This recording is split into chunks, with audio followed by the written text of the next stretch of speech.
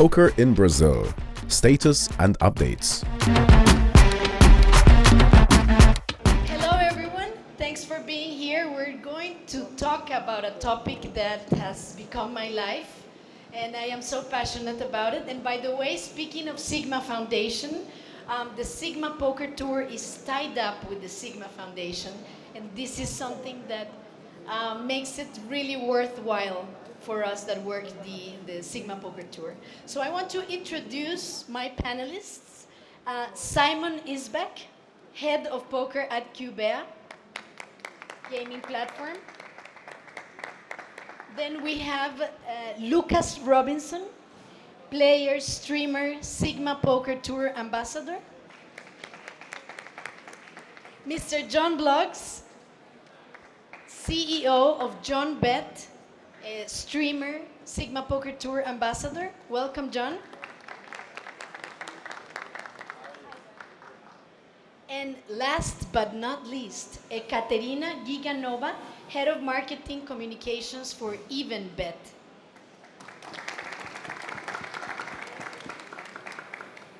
So let's talk a little bit about poker in Brazil.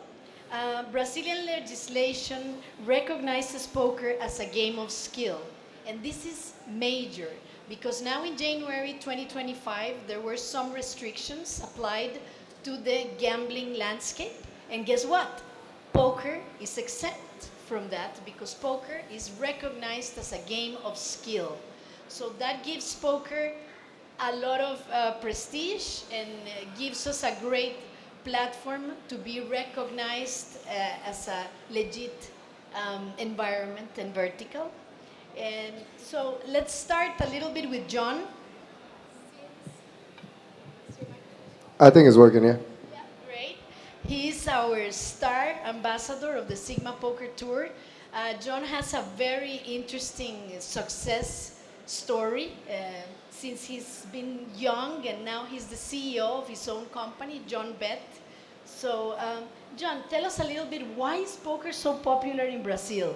Man, I think as soon as the casino world started out in Brazil, I'd say 3 to 4 years ago, it was something very new. A lot of people were getting into bets as if they started into blackjack and roulette. It was the major come up. Then they went to slots. Now everybody went into sports betting, and they learned that poker, you have a little bit more of a chance of winning, right? It's not about odds of a team. It's not about you running slots. It's more about you by yourself doing skills. So poker has been on a come up. A lot of influencers, a lot of artists have been playing. Major streams has been happening. Neymar was one of the guys that started doing it all out here. And I think the come up has been really, really big, as well as the tournaments. They keep on growing every day that passes. Yes. The only game that has remained legal in the Brazilian gambling landscape is poker. That gives us a great advantage to invite anyone, any industry to participate and to destigmatize the gambling landscape. So I think poker is a great tool to give this clean face, and it's a game of skill, and I just love it so much, actually. I'm very passionate about it, and Lukas is another one of our ambassadors. Lukas, tell us a little bit your experience with Brazilian poker players. Yeah, whenever I see a play, I mostly play online, so whenever I see a Brazil flag or they're from Brazil, I know it's going to be tough. Like, I don't know what it is, this is why I want to come to Brazil. I want to play with the Brazilian players. I want to find out why Brazilians love poker, why they're so good. If I see it, like I said, if I see a table full of Brazilians, I know it's going to be a battle. A lot of aggression. Some of the best poker players in the world are Brazilian online. So yeah, it's tough. But I'm super looking forward to playing in the first, obviously, Sigma Poker event. And yeah, that's why I want to create content to see kind of what poker is like in Brazil. Because like I said, online, there are very, very tough players. Also, something exciting about poker is how much content can you write about winning on slots, right? If anything, maybe you don't really want to promote that. But since poker is a game of skill, it has this aspirational factor. people like that photo with the chips, it's a prestigious thing. And winning a tournament is no luck. I mean, luck is involved, of course, but there's an element of skill, absolutely. These guys here are not on top of the cake because they're lucky. They're disciplined and they are good. They're skillful. Simon, tell us a little bit from the online operator side. What are your initiatives? What are you seeing on the landscape that is changing? Is it growing? What's happening? Definitely it's growing here in Brazil, for sure, still. And we are very much looking into getting into that market. We are not that big in LATAM yet. But as opposed to a lot of other countries where the gambling laws to poker are a bit more harsh, it comes with a bigger stigma. Like, I'm from Sweden, for instance, and there poker is classified as a gambling game. So it's very, very stigmatized. So we don't see the same, we don't have like Swedish influencers trying on poker the same way as is going on here. So the growth there, and in many other countries with similar laws, it's a little bit stagnated still. But definitely, globally, we see a booming poker industry right now. Great. Ekaterina, can you describe a little bit what your big platform, EvenBet, is doing in LATAM and how you're changing the communication? How is it different to market to Europeans versus Brazilians or LATAM players?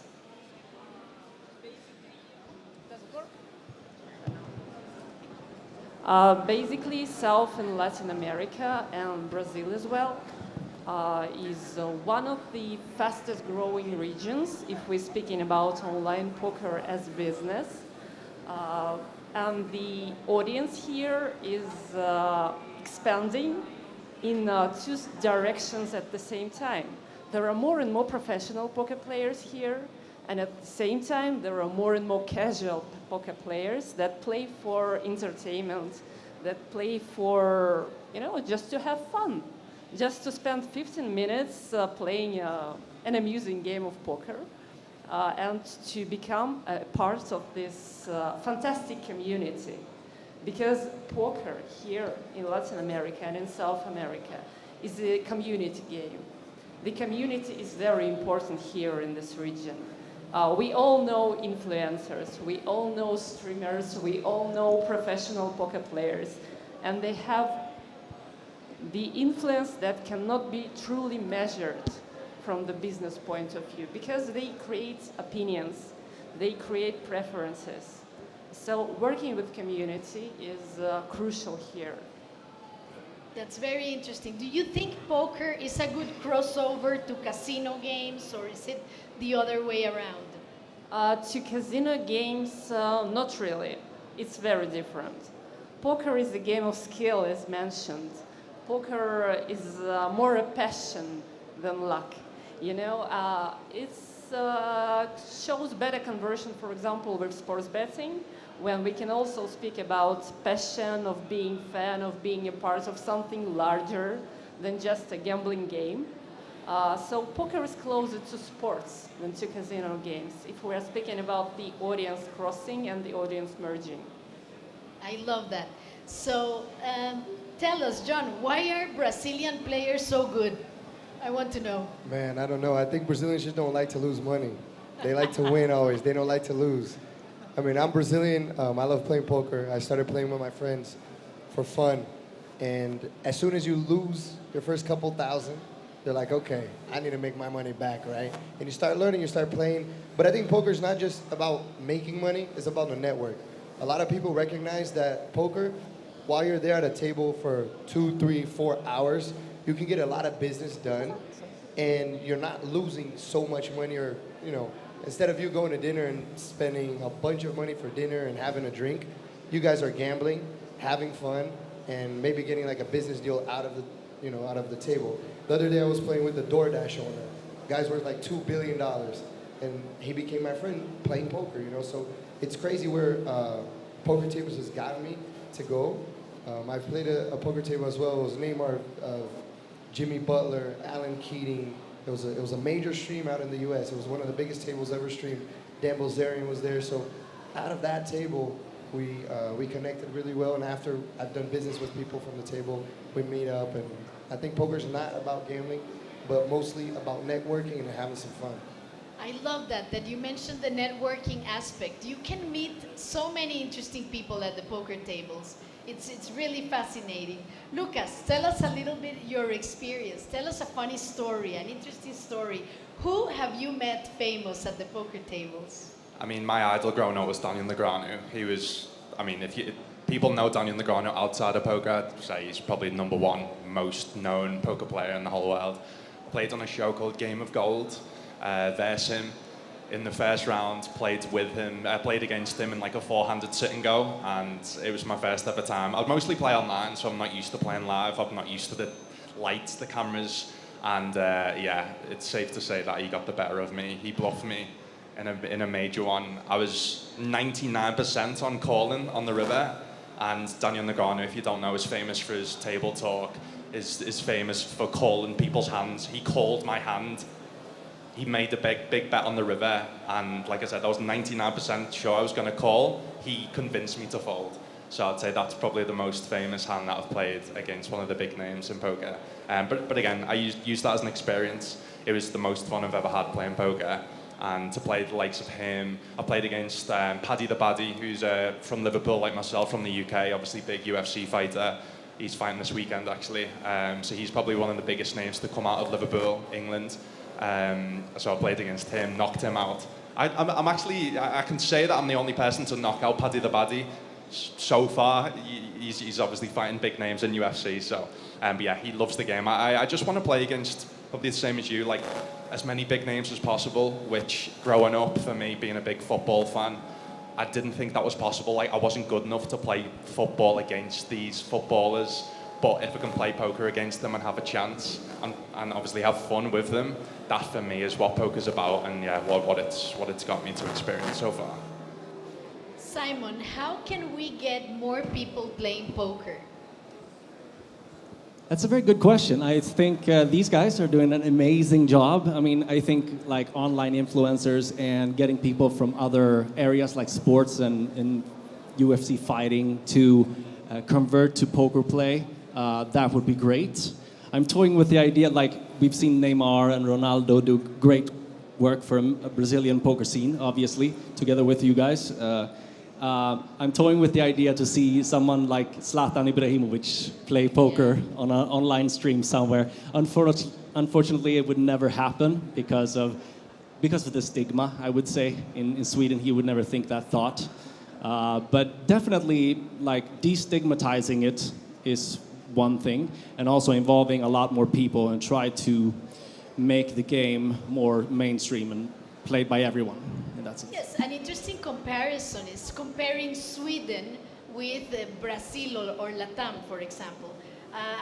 I've lived in Sweden a big part of my life, and I'm sad to see that even the biggest casino, Cosmopol, a landmark, a great casino, is shutting down their poker rooms. And that makes me very sad. They're actually shutting down entirely now. Oh, inte bra. So yes, the landscape is very different in Sweden than in Brazil. So Brazil is the land of opportunities right now for poker. I mean, the critical mass is huge for platforms like EvenBet, Cubeia. The work here is exciting. So I think with the first stop being at Sigma Poker Tour in Brazil, by the way, we start today. Join us at Monte Carlo because we start today the Sigma Poker Tour, little commercial here. And we want all of you to join. Just come and watch. You don't necessarily need to play. You can just come, join us. Free open bar, free food. It's all about having a good time, connecting, networking, and all that. So, Ekaterina, give us a little bit of a hint of what your plan for Brazil is, aside of sending many players to Sigma Poker Tour. Actually, if we're speaking about providing online poker for Brazil, online specifically, it's a bit complicated because many operators that work already here in the country, they operate sports betting or casino. And as sports betting and casino games are regulated and online poker stays unregulated, they face huge difficulties because they cannot operate both regulated and unregulated games at the same time. So that's, I think, the major force that stops online poker from evolving in Brazil in full force. What our plans, actually, we have a lot of solutions that allow online operators to monetize online poker in different ways, not only through real money games, but through social games, through sweepstakes-like models that are now booming in the United States, where online poker is also facing a lot of regulatory difficulties. So basically, there are solutions that would allow to create this database of poker players while we are waiting for the regulation matters to be settled. The landscape is very diverse. There's even these clubs that handle online operation versus platforms, regulated platforms. So can you tell us a little bit, Ekaterina, what is the challenge with your competitors, with your unregulated rogue clubs? That is a guy that is taking money on the side and putting it up online, and it's completely rogue and cowboy landscape. It's all about player safety, actually. Because if you play on the black or gray market, you cannot be sure that it's safe from fraud, safe from bots, and that you put your money actually somewhere where can you get them back. That's all about it. So if you have the platform that is legalized, if it's certified, if it has a certified RNG, if it has anti-fraud, if it has basic KYC, at least, you can be sure that you put your money somewhere safe. You can be sure that you will not lose everything tomorrow. You can be sure that your data will not go somewhere in China, Malaysia, or no matter where to be used illegally, which is the case right now with many black market platforms. So I would recommend any poker player looking for a chance to play in Brazil or somewhere where online poker is not yet regulated to pay attention to the quality of the platform and to pay attention to the KYC, anti-fraud, and responsible gaming tools that are provided there, because it's crucial. It's your safety, it's your data, it's your money. Excellent. So what should a person that is just going to play online for the first time, what should he or she be looking at? What kind of license? Can you give us the top 3 most prestigious and better licenses? If we are speaking about the RNG certification, that's, I would say, GLI, ITech Labs, BMM Test Labs. These are top 3. Also, you should check if the platform provider is certified by ISO 27001, because it's informational security certification. And also, if there are basic tools for responsible gaming, this is a must right now. Thank you. That was very enlightening. So, dear audience, can anyone ask questions? Do you want to know something? Questions? Maureen? Anyone? Fantastic. Thank you, Roland. Apart from hosting the first ever Hendon Mob event in the Latin American region, what are the other ingredients that you think will make Sigma Poker Tour a success? We see it attached to this fabulous conference that's perhaps more glossier, more glamorous than perhaps some poker settings that we're used to. What do you think the ingredients for success for Sigma Poker Tour will be? Are you asking me? I'm asking you and the panel. Okay, great. I'll start. I think solid partnerships. We are partnering up with you guys, the Hendon Mob, JPI. We're partnering with an amazing club called the Monte Carlo Poker Club. Solid partners since day one, solid partners since the start. And I'm loving the ethos of Sigma Poker Tour. We're building this with a strong foundation of credibility, regulation, responsible gaming, tied up with the Sigma Foundation. And with this beautiful community and offering, I think, and our ambassadors and our sponsors, I am super proud. Every logo in the Sigma Poker Tour means a strong partnership, means people that we believe in, that we trust, and I think that's a great start. For the poker tournament here in Brazil, I think the biggest difference is about the atmosphere, right? We're creating good vibes. It's not just about you going into a random poker room and everybody quiet playing, you know, that serious environment. I think in Monte Carlo, the best thing about it is the atmosphere and how, at least when I do my tournaments there every month. And when we do it, a lot of pro poker players, they don't like it because I turn up the music. We have fun, you know, it's about poker and having fun. So it's not about a professional atmosphere, but, you know, just good vibes. A place for you to network, a place for you to meet people. Maybe you get a business deal out of a table, you know, while you're having fun. And at the end of the night, you know, you played poker, you had drinks, and you leave happy. That's what it should be about. When we were speaking before about it being like regulated and poker being seen as a game of skill, I always say to people like, oh, I'm maybe worried I'm going to lose money, but that's the same with any hobby. You go and play golf, you pay a big membership, or you pay money to play. Any hobby, you go to the cinema, you pay money to go and watch that film. You don't expect money back in return. Whereas I'm sure you're the same. I started my stream 4 years ago from the micro stakes. I promote sites that I use to train and get better at poker. I have a coach that I study and get better at poker. It's a game and it's a hobby that you could actually even be break even at. Like I said, most hobbies you lose money, but for some reasons people see poker as gambling and they're scared of losing money. But if you see it as a hobby and it's actually a hobby you can win money at, then it's one of the best hobbies you can have. You can have fun, you can network, and that's the thing when you play live poker. That's what I love. I'm starting to fall a lot more in love with live poker. Online, obviously through my stream, I have an audience and we can connect. Whereas online, you're just playing you're seeing obviously flags, you're seeing where people are from, but you're not networking. Live poker is about having fun. You talked about then about the pros, like people have in their head, poker pros with sunglasses, hoodie up, not speaking.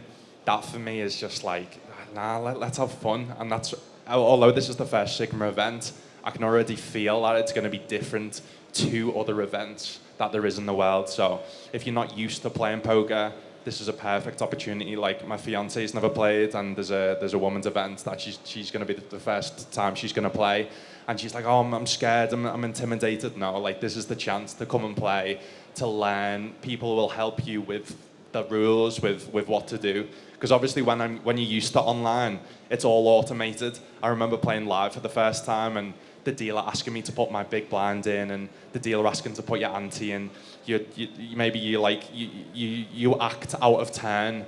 That's something obviously that online it's all automated. So obviously it is intimidating, but that's why I want to be an ambassador, and I'm sure Jon is as well, where we can go to a live event, you come to us, you can ask questions, have a good time, and I think seeing it as a hobby that you can actually not lose money at, rather than it being seen as a gambling thing that you can be losing money at. I think that's the change where hopefully ambassadors like me and Jon and people at these events can change about people's mindset.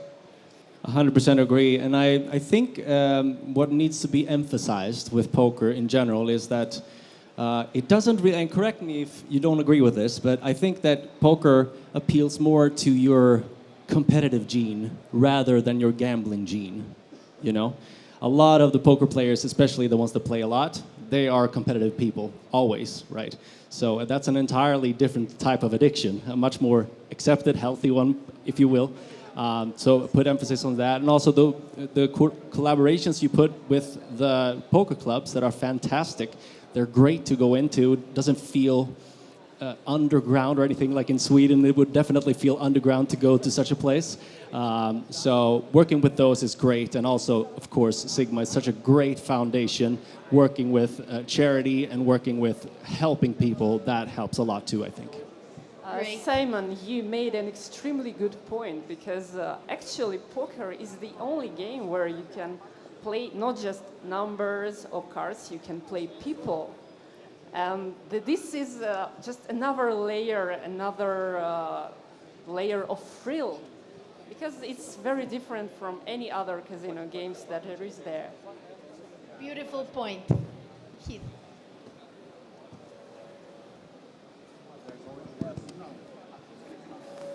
Hello, hi.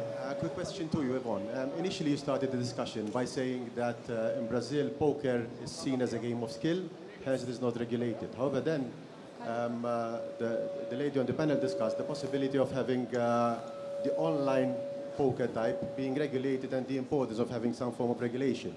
I'm not sure what the opinion of the panel is. So do you think the panel would favor having poker per se as a game fully regulated, or there are mixed feelings on the importance of having it regulated? I honestly think that if we look at the number of European countries, you know, that in Europe it is, I would say, properly regulated.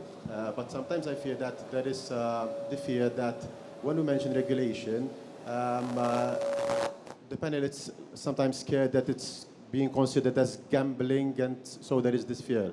I'm not sure what the opinion is of the panel. Well, you particularly come from the regulation aspect, and you did a fantastic job in your tenureship in Malta at the MGA as head of MGA. So I personally think that regulated is the best. Like, you make sure if you have a jurisdictional framework like we have in Malta, the MGA, players can complain. Can issue complaints, and they will be sorted out, and there's some safety for the players.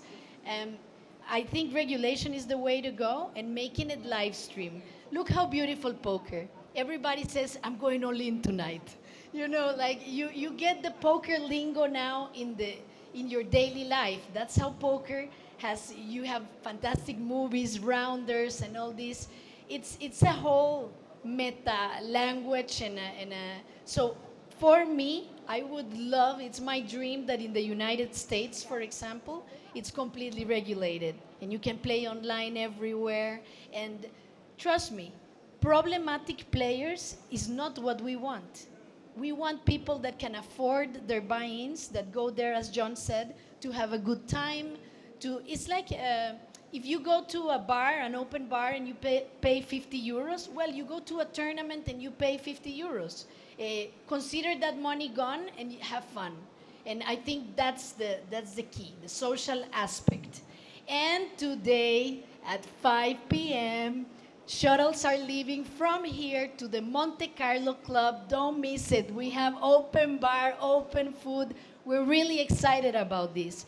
Free shuttles from here to Monte Carlo Casino, and tonight a satellite and Jon's tournament. Join us. You won't regret it. We will all be there, and we're going to have a good time, okay? Thank you very much.